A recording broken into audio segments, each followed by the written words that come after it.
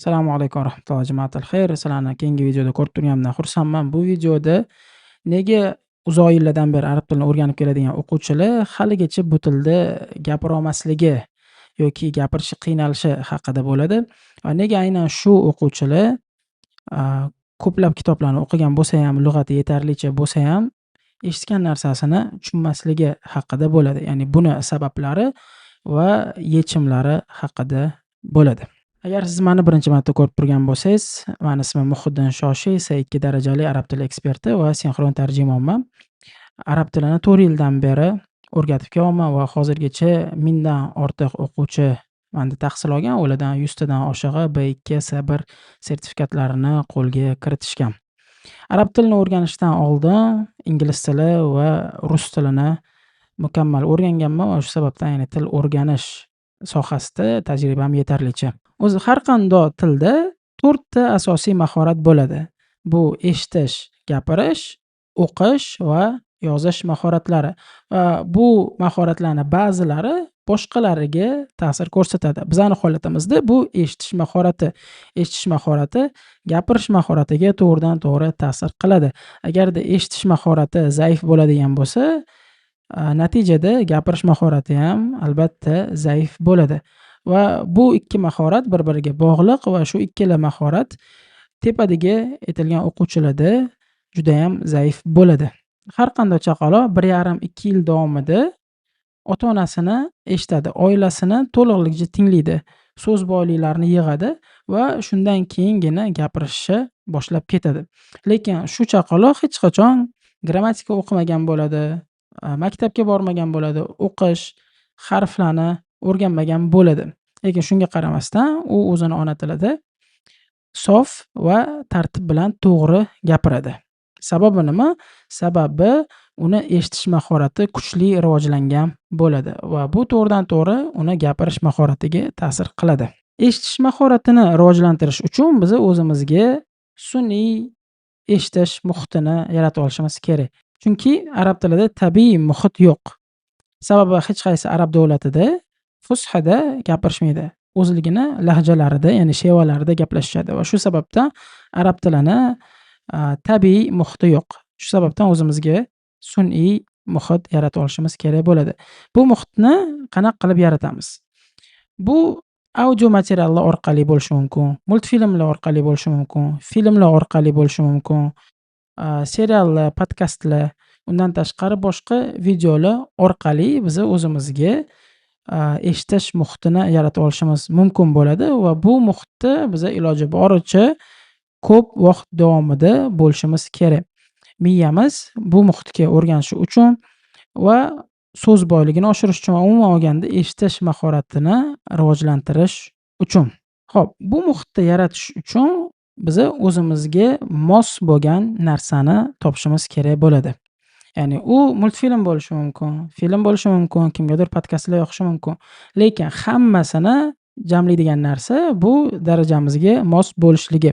Darajamiz A2 bo'lishi mumkin, B1, B2, C1 bo'lishi ham mumkin. Va o'sha darajaga mos bo'lgan audio materialni topishimiz kerak bo'ladi.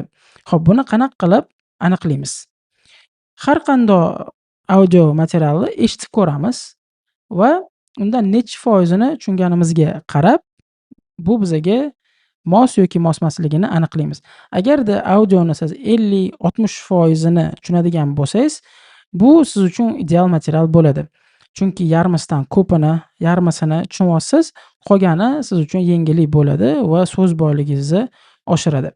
Agarda bu audio 80-90% sizga tushunarli bo'ladigan bo'lsa, demak bu audio siz uchun juda ham osonlik qiladi va undan o'rganadigan yangi narsalaringiz, yangi so'zlaringiz juda ham kam bo'ladi. Sal qiyinroq audio material topish kerak bo'ladi. Xo'p, agarda audio material 50-60% dan kamrog'ini siz tushunayotgan bo'lsangiz, demak bu siz uchun juda ham qiyin, sal osonroq narsa topishingiz kerak bo'ladi eshitish uchun. Xo'p, endi eshitish uslubi. Ikkita uslubimiz bor. Bu aktiv eshitish va passiv eshitish.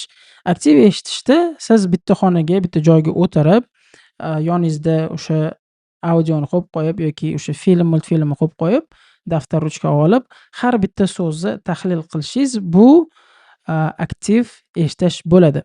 Buni afzalliklari har bitta so'zni eslab qolishingiz mumkin bo'ladi. Har bitta so'z bilan alohida ishlaysiz, tahlil qilishingiz mumkin bo'ladi va buni salbiy tomonlaridan bu mehnati va vaqti.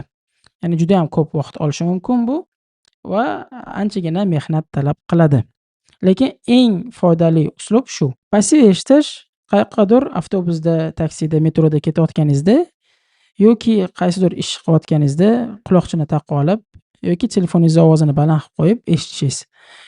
Va bu nisbatan osonroq uslub va foydasi ham nisbatan kamroq bo'ladi.